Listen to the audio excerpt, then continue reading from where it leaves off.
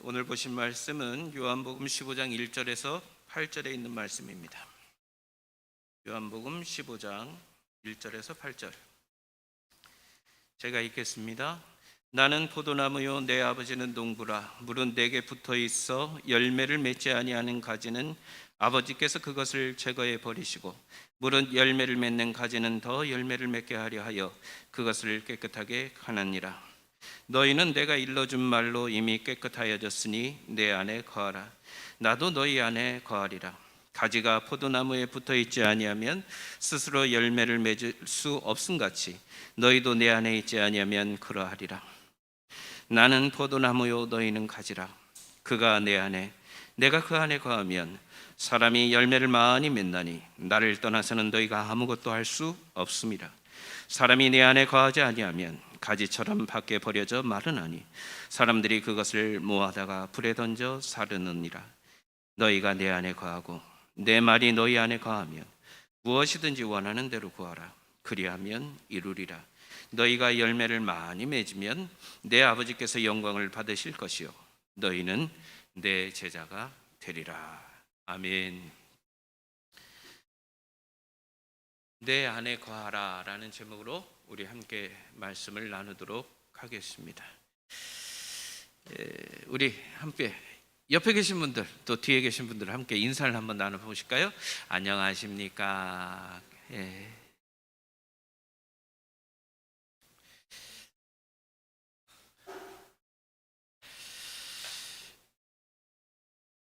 오늘은 내 안에 거하라 라는 말씀으로 우리가 하나님의 말씀을, 은혜의 말씀들을 함께 나누기를 원합니다. 언제나 그렇듯 우리가 성경을 보면서 참 예수님의 편에서 자기를 위해서 살기보다는 철저하게 남을 배려하고 남을 위해서, 특별히 연약하고 부족한 우리 인간들을 위해서 살아가시는 모습들을 생각해 볼 때 참 예수님 앞에 우리는 고개를 숙일 수밖에 없습니다. 오늘 그 본문의 말씀도 이렇게 읽다 보면 예수님의 가르침이 참 섬세하다라는 것을 느끼게 되고요, 또 예수님의 가르침이 참 탁월하다. 예수님의 편에서 말씀을 전하시는 것이 아니라 예수님은 철저하게 제자들의 편에서, 제자들을 생각하시면서 제자들의 수준에 맞춰서 제자들이 쉽게 기억할 수 있도록 하나님의 말씀을 전하시는 것을 보게 됩니다. 오늘 특별히 예수님께서 가르치신 말씀은 포도나무 비유의 그 말씀을 통해서 제자들과 또 예수님 그리고 하나님의 이 관계를, 또 그 관계의 틀 속에서 어떠한 일들을 해야 하는지를 아주 잘 설명하고 있다라는 겁니다. 제자들이, 특별히 유대인들이, 또 오늘 이 본문을 보는 우리가 예수님의 가르침에 쉽게 접근할 수 있는 이유는 뭐냐?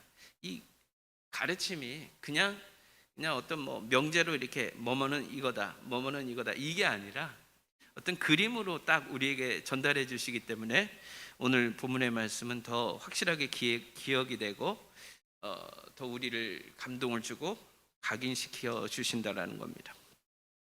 특별히 이 포도나무는 유대인들에게 있어서 굉장히 익숙한 과일 나무입니다. 우리로 치면 아마 이 감나무나 또 대추나무나 이런 나무들처럼 가정에서 쉽게 또 가까이 이렇게 키우는 그런 나무라고 생각이 됩니다. 그렇기 때문에 유대인들은 이 포도나무를 통해서 이 포도나무 비유를 하실 때 우리가 그 포도나무 알지, 보았지. 그래서 그 특성을 잘 이해하고 있기 때문에 예수님의 가르침이 더 쉽게 제자들에게 전달될 수 있었다라는 겁니다. 또 이스라엘 백성은 과거 성경의 말씀을 통해서 이 포도나무의 가르침을 배울 수 있었습니다. 그러니까 포도나무를 통해서 하나님께서 메시지를 주셨었는데 그 메시지가 있었기 때문에 제자들 가운데 이 포도나무는 쉽게 받아들일 수 있는 그런 가르침이었다라고 볼 수 있다라는 것이죠. 그래서 시편 80편 8절에 보면 이렇게 말씀하고 있어요. 주께서 한 포도나무를 애굽에서 가져다가 민족들을 쫓아내시고 그것들을 심으셨나이다. 예. 자, 이 말씀을 잘 보시면 포도나무 누구를 상징하는 것 같습니까? 바로 이스라엘 백성입니다. 시편 기자는 하나님의 주도적인 역사 가운데서 그 이스라엘 민족, 다시 얘기하면 자기 민족이 애굽에서 탈출하여 이방 민족이 거하였던 땅, 가나안, 그 땅에 가나안에 정착할 수 있도록, 그래서 애굽에서 포도나무를 가져다가 지금 가나안 그 땅에 심으셨다라고 그렇게 고백하고 있다라는 겁니다. 그러니까 이 가나안 땅에 정착할 수 있도록 하나님께서 모든 것을 이끄셨고 역사하셨다라는 겁니다. 또 더 나아가서 시편 80편 14절에 보니까 만군의 하나님이여 구하옵나니 돌아오소서, 하늘에서 굽어보시고 이 포도나무를 돌보소서. 예. 여기에서 보면 하나님이 이 포도나무를 돌봐주시기를 구하고 있습니다. 그러니까 이러한 그 말씀이 선포되고 이러한 그 분위기, 이러한 배경 속에서 지금 예수님께서 이 말씀을 하시다라는 거예요. 그러니까 포도나무 하면 이스라엘 백성들에게 쉽게 다가가고 또 그 말씀을 통해서 이것이 바로 우리를 향해서, 우리 공동체를 향해서 주시는 말씀이구나 하는 것을 깨닫게 된다는 겁니다. 그런데 오늘 15장 1절에 보면 이렇게 말씀하고 있습니다. 예수님께서 나는 참 포도나무요 내 아버지는 농부라, 이렇게 얘기하고 있어요. 예수님은 참 포도나무고 아버지, 즉 하나님은 농부라고 예수님은 밝히고 있다라는 겁니다. 그리고 너희는 가지다.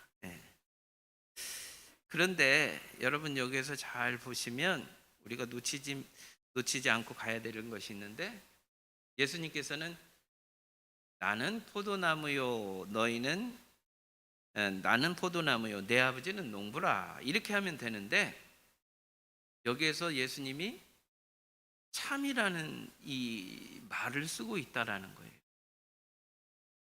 나는 참 포도나무다.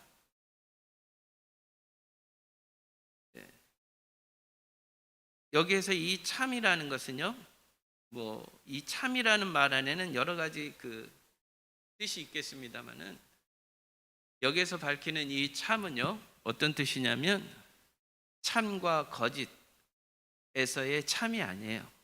여기에서 참은 실체라는 겁니다. 나는 과거 성경의 말씀을 통해서 포도나무라고 말씀되어졌던 그 포도나무의 참 실체가 바로 나다, 그런 얘기예요. 그러니까 구약에서 이스라엘 백성, 이스라엘 공동체를 가리키던 그 포도나무의 참 실체는 누구냐? 바로 이제 예수 그리스도라는 거예요.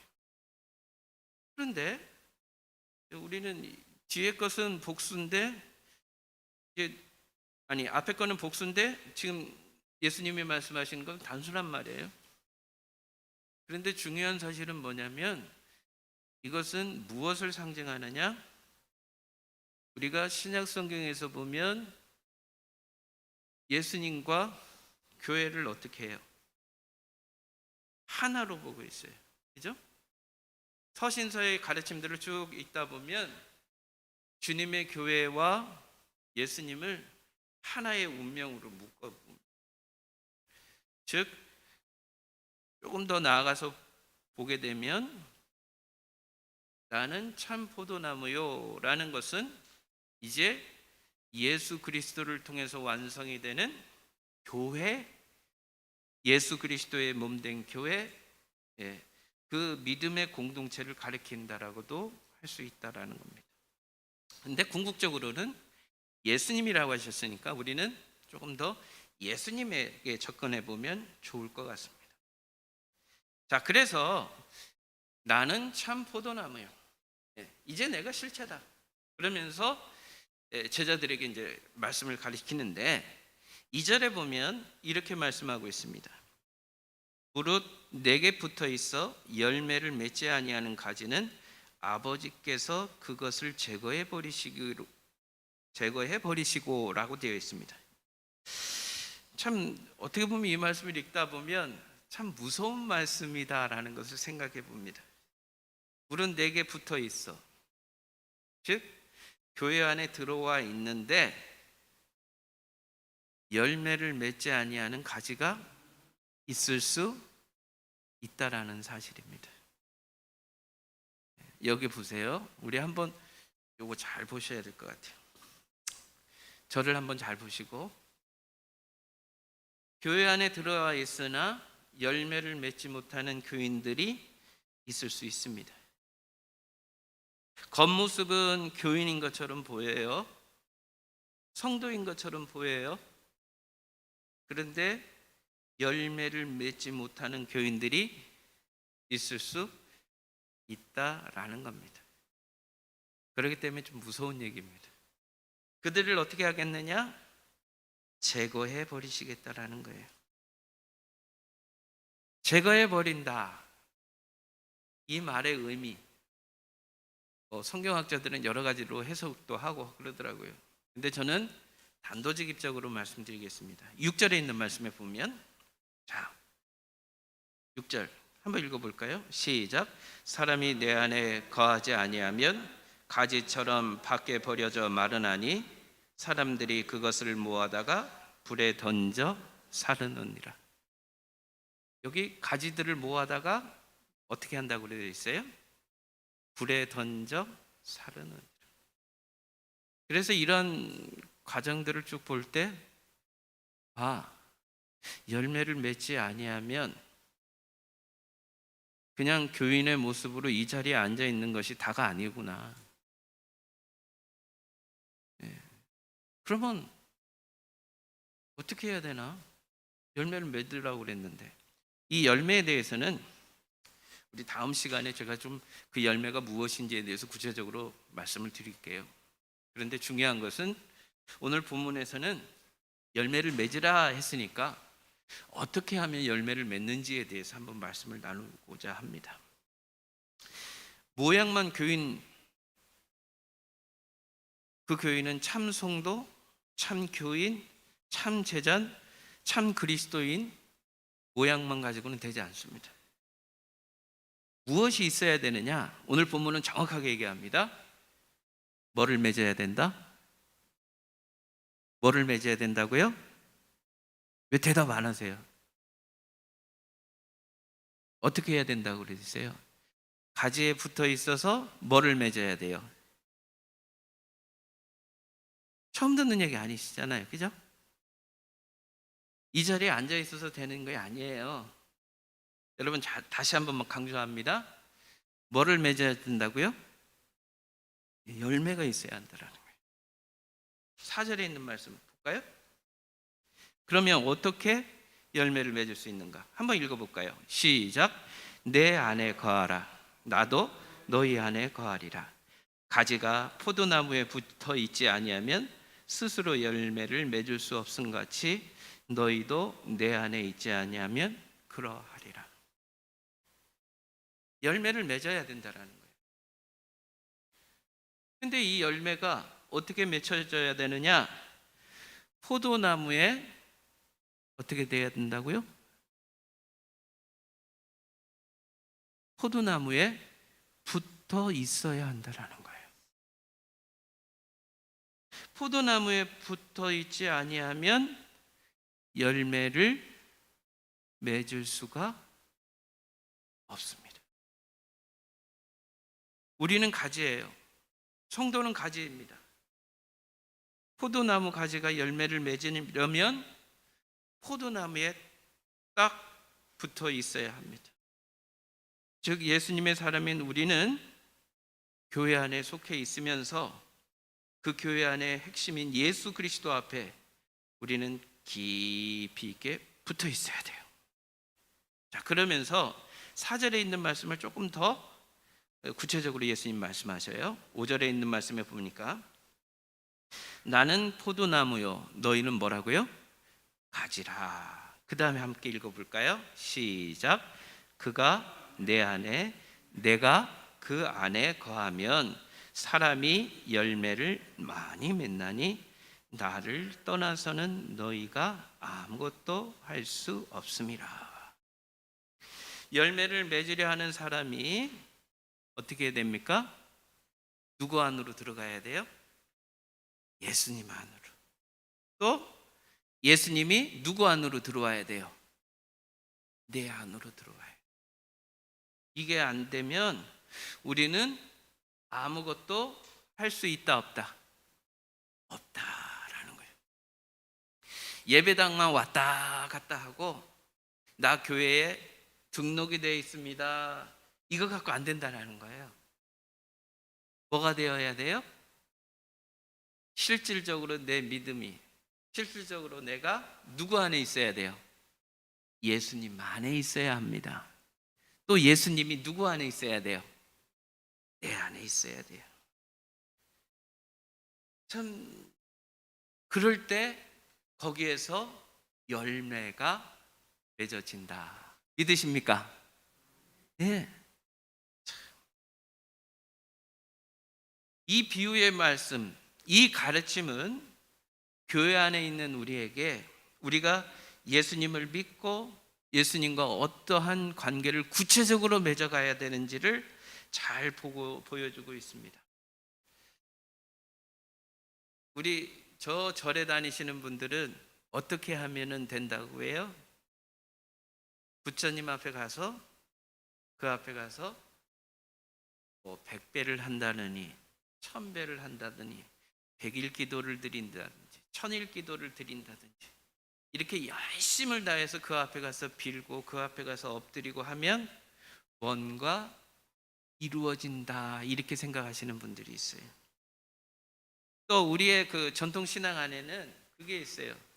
이른 새벽에 일어나서 그 추운 날에도 깨끗한 물, 새벽에 나오는 그 깨끗한 물로 목욕제기 하고 그리고 자기가 가지고 있는 제일 깨끗하고 좋은 옷으로 다 옷을 입고 자기 자신을 정돈을 하고 그 새벽에 처음에 나오는 그 물을 갖다가 떠가지고 그 앞에 딱 두고 그 앞에 정말 정성을 다해서 빌고 빌면 우리의 소원이 이루어진다라고 하는 그런 종교적인 의식이 우리 안에 있다라는 겁니다.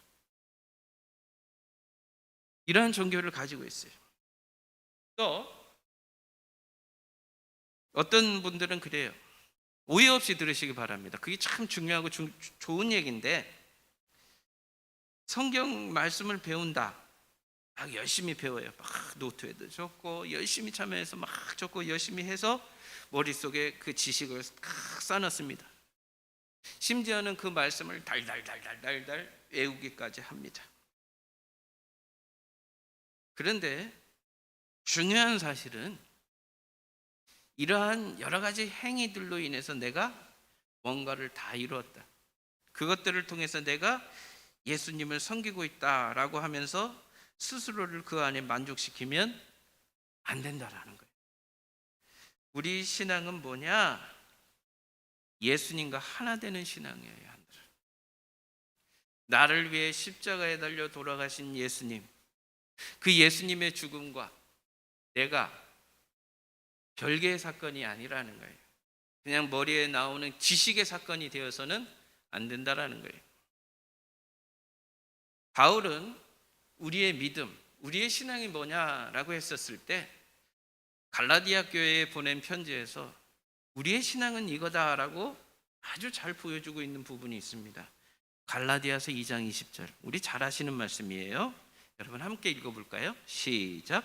내가 그리스도와 함께 십자가에 못 박혔나니 그런즉 이제는 내가 사는 것이 아니요 오직 내 안에 그리스도께서 사시는 것이라. 이제 내가 육체 가운데 사는 것은 나를 사랑하사 나를 위하여 자기 자신을 버리신 하나님의 아들을 믿는 믿음 안에서 사는 것이라. 갈라디아 교회에 바울이 편지를 쓴 이유가 있습니다. 왜 바울이 갈라디아 교회에 편지를 썼느냐? 이 갈라디아 교회인들, 이방인들의 교회거든요. 근데 이들이 신앙을 가지고 막 열심히 믿음이 자라나고 있는데 유대 기독교인들이 그곳에 와서 복음을 전했는데, 유대 기독교인들이 그들에게 전한 복음은 이거예요. 니네들 세례 받았어? 그거 가지고는 안 돼. 유대인들이 할례를 받았거든. 니네도 할례를 받아야 돼. 유대인들은 안식일을 지키거든. 너희들도 그렇게 안식일을 지켜야 돼. 이것이 하나님께서 우리에게 주신 신앙이야. 이 신앙 위에서 예수님을 믿어야 돼. 이렇게 가르쳤어요. 근데 바울이 그 전에 가르쳤던 복음은 그런 복음이 아니었거든요. 철저하게 그리스도 예수 안에서 시작해서 예수로 끝나는 예수 중심적인 복음을 전했었거든요. 근데 유대 기독교인들이 와서 전하니까 그쪽으로 자꾸 가는 거예요. 그래서 그건 아니다. 그리스도다. 그리스도 안에 있어야 열매를 맺은 것 같이 그리스도가 우리의 신앙에 있어서 중심이다. 이렇게 하면서 그들에게 편지를 썼던 내용 중에서 특별히 갈라디아서 2장 20절은 우리에게 의미하는 바가 크다라고 저는 말씀드리고 싶습니다. 이 말씀에서도 보면 우리가 그리스도인이 된 것은 내가 그리스도와 함께 십자가에 못 박힌 것에서 출발했다라는 거예요. 십자가는 여러분 잘 아시는 바, 십자가는 뭡니까? 십자가는 형틀입니다.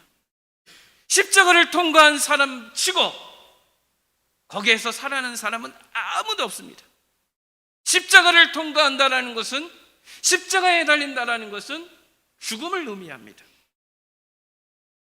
사도 바울은 말합니다. 나는 그리스도와 함께 십자가에 못 박혔다. 그리스도가 십자가에 못 박혀 죽은 그 사건에 나도 거기에 같이 있었다. 물론 시간적으로는 간극이 있지만 믿음을 통해서 나도 그리스도와 함께 못 박혔었다. 다시 얘기하면 나도 죽었다. 나 지금 죽은 사람이다. 예전에 어머니 뱃속에서 나와서 살아왔던 내가 아니다. 나는 예수 믿을 때에 나는 죽음을 선언했다라고 얘기를 하고 있습니다. 여러분 그 다음에 보세요. 뭐라고 얘기합니까?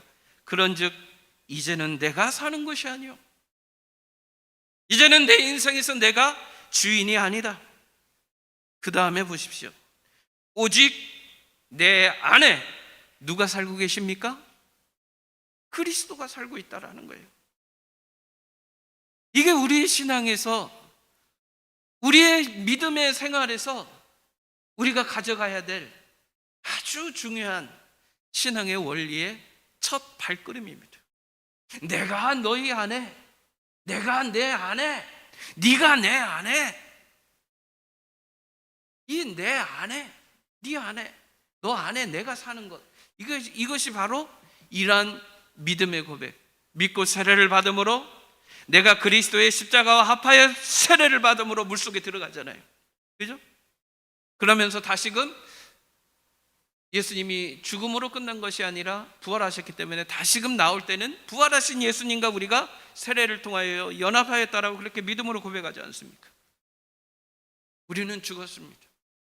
우리 안에 지금 그리스도가 살고 있다라는 겁니다. 그런데 지금 바울이 얘기하는 이 말씀의 구절에서 보면 사실 물리적으로 우리가 죽은 것은 아니에요. 그런데 중요한 것은 여러분 보세요. 이제 내가 육체 가운데 살아가고 있다라는 거예요. 나는 죽었다라고 믿고 내 안에 그리스도가 살고 있다라고 나는 선언하고 그렇게 믿고 살아가는데, 실제적인 모습, 나는 이제 지금 육체를 가지고 살아가고 있단 말이에요. 그런데 그 육체를 가지고 살아가는데 어떻게 내가 죽었음을 선언하고 그리스도가 내 안에 살아있다라는 것을 어떻게 고백하며 살아가느냐, 그 다음에 나와 있어요. 이제 내가 육체 가운데 사는 것은 나를 사랑하사 나를 위하여 자기 자신을 버리신 하나님의 아들을 믿는 믿음 안에서 나는 살아가고 있다. 이게 우리 신앙입니다. 어떤 상 앞에 가서 막 엎드려서 어떤 존재를 향하여 막 물을 떠놓고 빌고 어떤 것을 막 외우고 배우고 막 하면 지식이 쌓이고 그 알므로 인해서 어떠한 경지에 이르는 것이 아니에요.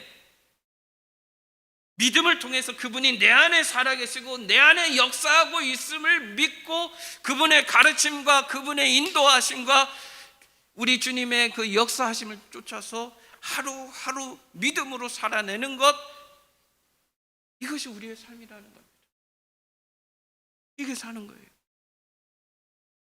사랑하는 여러분, 지금 우리 갈라디아서 2장 20절에 이러한 고백을, 예수 안에 살고자 하는 믿음의 고백을 조금 더 우리 구체적으로 어떻게 우리가 믿음으로 고백하며 살아가야 되는지 요한복음 6장 55절에서 57절에 있는 말씀을 통해서 조금 더 들어가면서 말씀을 나누기를 원합니다. 자, 봅시다. 요한복음 6장 55절 이하에 보면, 내 살은 참된 양식이요 내 피는 참된 음료로다. 56절 같이 읽어봅니다. 시작. 내 살을 먹고, 잠깐만요. 졸리신 분들은 여기를 한번 꼬집으시든지 하시든지 하시고, 오늘은 굉장히 중요한 말씀이에요. 눈을 크게 뜨고 큰 소리로 한번 읽어보세요. 56절 시작. 내 살을 먹고 내 피를 마시는 자는 내 안에 거하고 나도 그의 안에 거하나니, 살아계신 아버지께서 나를 보내심에 내가 아버지로 말미암아 사는 것 같이 나를 먹는 그 사람도 살리라.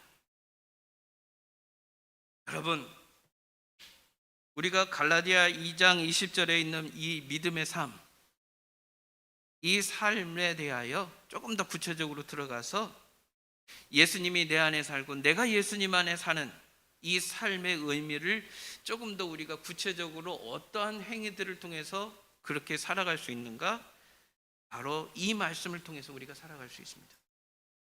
예수님의 살 참된 양식이고 예수님의 피 참된 음료입니다. 우리를 살리고 우리에게 힘을 공급하고 우리가 하나님의 피조물답게 살아갈 수 있도록 인도하시는 참 양식입니다. 생명의 양식입니다. 그런데 56절에 보니까 내 살, 내 피를 마시는 자는 뭐라고 되어 있습니까? 예수님 안에 거하고 예수님도 그 사람 안에 거한다라고 했습니다. 믿으십니까? 이게 중요합니다. 우리가 매주일 모여서 주님의 만찬을 거행하는 이유가 바로 여기에 있습니다. 우리가 주님의 살을 먹습니다. 그 살 안에는 무엇이 담겨져 있습니까?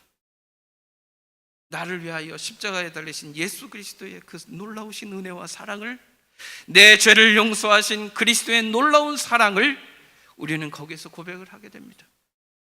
내 죄를 말갛게 씻기신 예수의 피, 그 음료를 마심으로 우리는 예수님의 그 놀랍고 위대하신 그 하나님의 사랑을 경험하게 됩니다.